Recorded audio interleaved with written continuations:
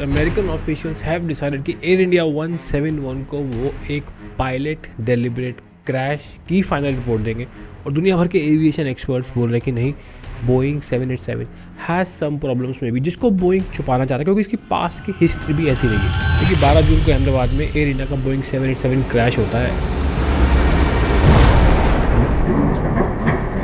एक एयरक्राफ्ट के दोनों इंजन एक टाइम पे कैसे बंद हो गए, ये अब तक की सबसे बड़ी एविएशन मिस्ट्री है। आपको याद होगा एक्सीडेंट के ठीक 30 दिन बाद AAIB which is the aircraft accident investigation board of India वो एक रिपोर्ट पब्लिश करता है और उस रिपोर्ट के 2 दिन पहले अमेरिका में एक न्यूज़पेपर है वॉल स्ट्रीट जर्नल, वो एक आर्टिकल छापता है। हुआ क्या था, एयर इंडिया 171 का क्रैश जब बोलते हैं कि जो फ्यूल स्विचेस थे उसको ऑफ कर दिया गया, तो इंजन में फ्यूल स्टारवेशन की वजह से दोनों इंजन एक ही समय पे शट ऑफ हो गए थे। एंड एक लाइन दी गई थी कि एक पायलट ने इसको स्विच काटा, दूसरे ने पूछा कि तुमने क्यों काटा, उसने कहा कि भाई मैंने नहीं काटा। तो पूरा सिनेरियो एक पायलट मिशन की ओर इंडिकेट करता है। ये वीडियो ज़रूरी क्यों है, क्योंकि वॉल स्ट्रीट जर्नल ने दिसंबर के महीने में एक और आर्टिकल पब्लिश किया है, क्योंकि पास्ट में भी वॉल स्ट्रीट जर्नल के सारे आर्टिकल्स सच हुए हैं।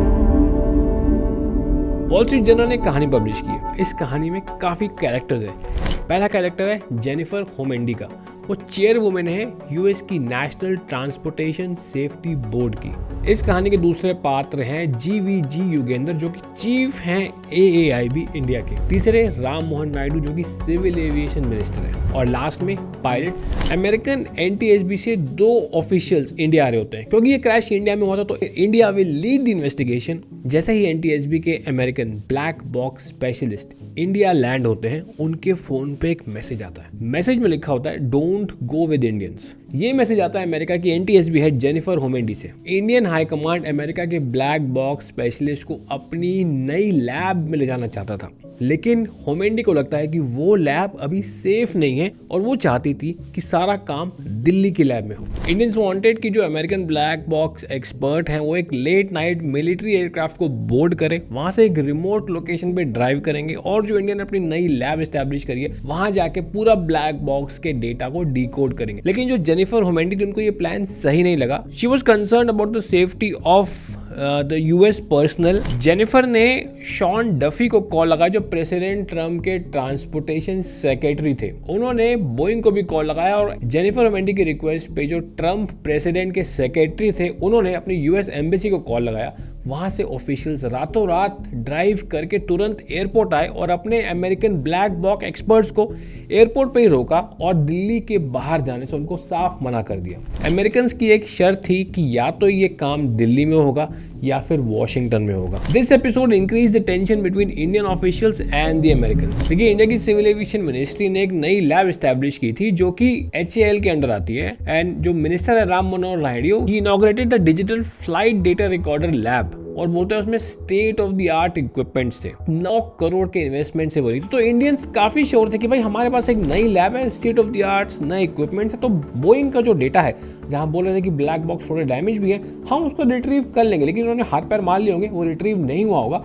फिर इनको लगा अमेरिकन से शायद गलत पंगा ले लिया, अब अमेरिकन की हेल्प इसमें लगेगी ही लगेगी। एक्सीडेंट के जस्ट बाद जेनिफर होमेंडी इस बात से भी नाराज थे कि इंडियन ऑफिशियल्स एयर इंडिया 171 के डेटा को डाउनलोड करने में बहुत देर लगा रहे हैं। प्रॉब्ली यही रीजन होगा क्योंकि इंडियंस एक्सपेक्ट कर रहे होंगे हमारी नई लैब में काम हो जाएगा, पर उनसे वो काम हुआ नहीं। She then clearly told the Indian officials कि ये डेटा या तो दिल्ली में डाउनलोड करेंगे या तो आप वॉशिंगटन में इसको पूरा ले आइए। एक्चुअली इंडियन ऑफिशियल्स दिल्ली में ये काम इसलिए नहीं करा रहा क्योंकि दिल्ली में मीडिया अटेंशन बहुत ज्यादा रहता है। देखिए, जेनिफर होमेंडी इस टाइम तक इंडियन ऑफिशियल से खफा हो चुकी थी और वो सिविल एविएशन मिनिस्टर को एक लेटर लिखती है। वो कहती है, I urge you to give our team the best chance of success at helping your government understand what occurred on Air India flight 171 and prevent it from happening again. That's our only goal. Homendy also threatened the Indian government to pull American support. देखिए, report Wall Street Journal की साफ साफ कहती है कि American और Indians के बीच में किसी बात को लेकर बहुत बड़ा फ्रिक्शन आ रहा था। मेजर फैक्टर जो फ्रिक्शन जिस बात से आ रहा था वो कहते थे private view among many American government and the industry officials is that evidence so far points to Air India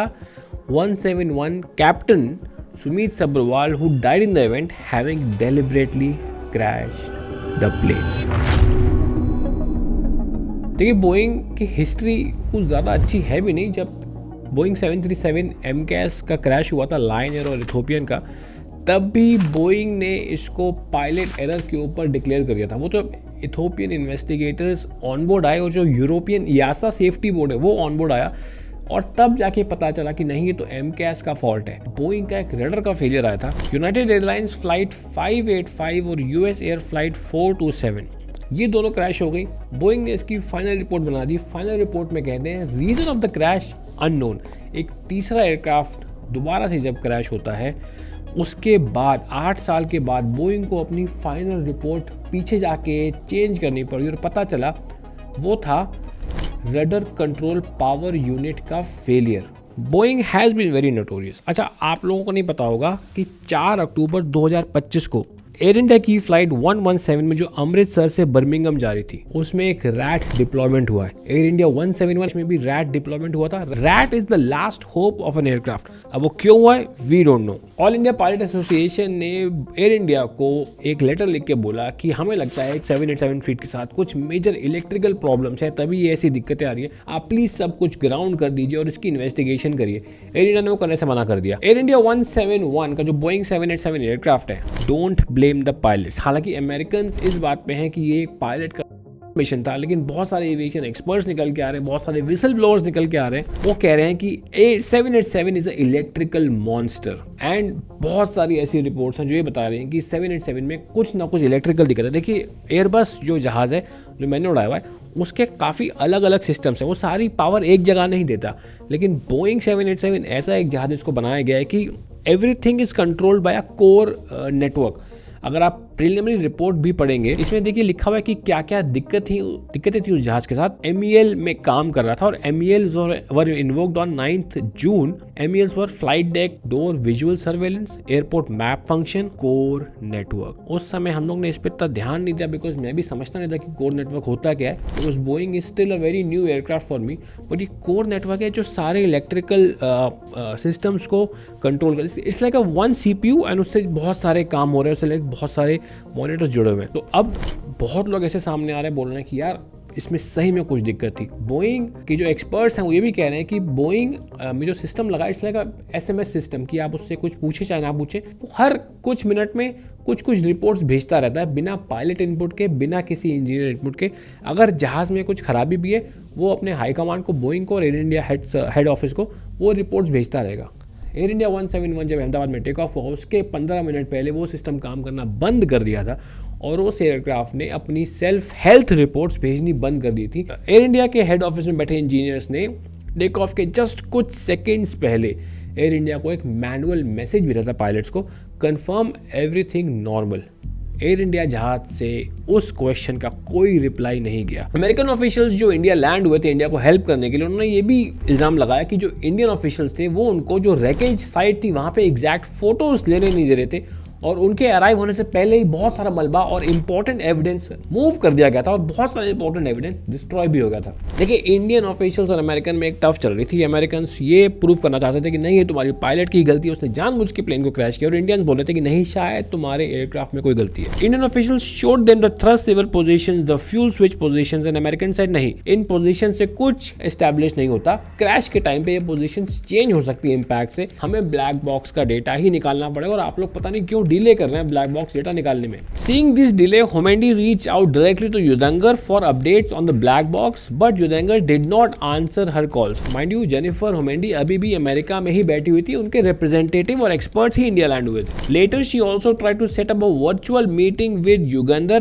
but he did not log on to that as well. So यहाँ पे क्लियर दिख रहा है कि एक tiff थी, एक friction बन चुका था इंडियंस और अमेरिकंस के बीच में। देखिए, यूएस मीडिया ने इसके बाद एक बहुत बड़ा क्लेम किया। वो कहते हैं कि meanwhile Indian authorities release some false information generated with AI and that is a very big claim. As per the American, जब डेटा एक्सट्रैक्ट हुआ तो वो कह रहे हैं कि fuel switches were moved from run to cut off position. They also said the Captain Sabharwal didn't pull back on the yoke to save the aircraft and it was only first officer Clive Kundar जिन्होंने आखिरी में योक को पुल किया aircraft को बचाने के लिए। And here is my problem with this article of wall Street journal. देखिए, एयरबस और बोइंग दो अलग अलग जहाज है। कैप्टन बैठा यहाँ पे, फर्स्ट ऑफिसर बैठा यहाँ पे। एयरबस में जॉयस्टिक होती है, इट्स समथिंग लाइक एक स्टिक होती है and then you hold it and then you fly it up down left right. Boeing में there is no stick, there is a yoke, ठीक है।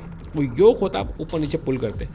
अब एयरबस में द स्टिक इज़ इंडिपेंडेंट, मतलब कि अगर फर्स्ट ऑफिसर ने पीछे पुल किया तो कैप्टन की स्टिक मूव नहीं करेगी, वो सीधी ही रहेगी। अगर कैप्टन ने भी पीछे पुल किया तो दोनों का जो पुल बैक है वो एल्जेब्रिकली ऐड हो जाएगा। एल्जेब्रिक मतलब एक ने अगर पीछे किया और एक ने अगर आगे किया तो एल्जेब्रिकली ऐड करेंगे तो वो ज़ीरो हो जाएगा।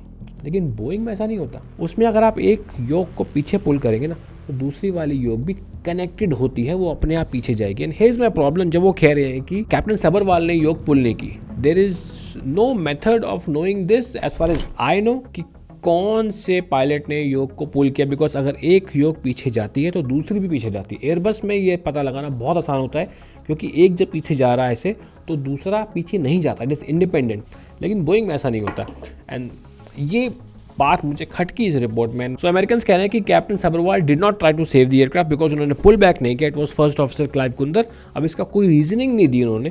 May be someone who has more experience on Boeing 787 can clarify this point. US government and industry officials believe the captain likely move the switches to cut off fuel supply. The captain remained calm while the first officer seemed to panic, exclaiming in the final moments, "Oh shit!" तो ये कह रहे हैं कि captain काम था, वो घर से ही मूड बना के आया था कि इस प्लेन को मैंने नीचे ही लेके जाना है। और जो फर्स्ट ऑफिसर था उसकी आवाज कॉकपिट कैमरे में और कॉकपिट माइक में रिकॉर्ड हुई है। He was saying, "Oh shit!" and he was the one who was trying to save the aircraft. Captain Sabharwal के जो फादर थे उन्होंने सुप्रीम कोर्ट को भी अप्रोच किया था बिकॉज मे बी उनको पता चल गया होगा कि अमेरिकन क्या सोच रहे हैं, उनके पास कोई न्यूज़ पहुंची होगी और उन्होंने सुप्रीम कोर्ट को कहा कि एक इंडिपेंडेंट इंक्वायरी बोर्ड सेटअप करिए प्लीज, बिकॉज बहुत जरूरी है इसको जानना। सुप्रीम कोर्ट ने उनकी मांग को खारिज कर दिया। रिपोर्ट के आखिरी के हिस्से में लिखते focus on pilot, the crash increasingly appear to be the latest in the grim string of crashes caused by pilot. तो उसको उसी कैटेगरी में अमेरिकन्स डालने की पूरी कोशिश कर रहे हैं। There are also calls to address pilot mental health. ये सेम चीज़ है जो कि प्रिलिमिनरी रिपोर्ट में भी उन्होंने पायलट मेंटल हेल्थ की बात की थी। ना मेरा वीडियो की भाई देख सकना, जब भी इसकी फाइनल रिपोर्ट आएगी इसको ये पायलट एरर पे ही ब्लेम करेंगे। I will make one more video on this topic कि जो एविएशन एक्सपर्ट्स हैं वो क्या कह रहे हैं इसका। और मैं एज अ पायलट भी काफ़ी कन्विंस्ड हूँ उन रिपोर्ट से। And they are saying that the Boeing aircraft had a major electrical failure before takeoff. और एक रिपोर्ट कहती है कि हाँ, फ्यूल स्विचेस उस इलेक्ट्रिकल फेलियर का पार्ट थे। और एक और रिपोर्ट कहती है कि इलेक्ट्रिकल की वजह से ही एक मेजर इंटरनल फायर डेवलप हुई थी जिसकी वजह से आपके जो डेटा रिकॉर्डर्स थे वो पूरे जल गए थे, बर्न हो गए थे और आपका ELTs भी काम नहीं कर रहे थे। ताज्जुब की बात यह है कि वो तीनों सिनेरियोज इलेक्ट्रिकल फेलियर से ही लिंक्ड है। Thank you for watching this video. ख्याल रखिए, बाय बाय।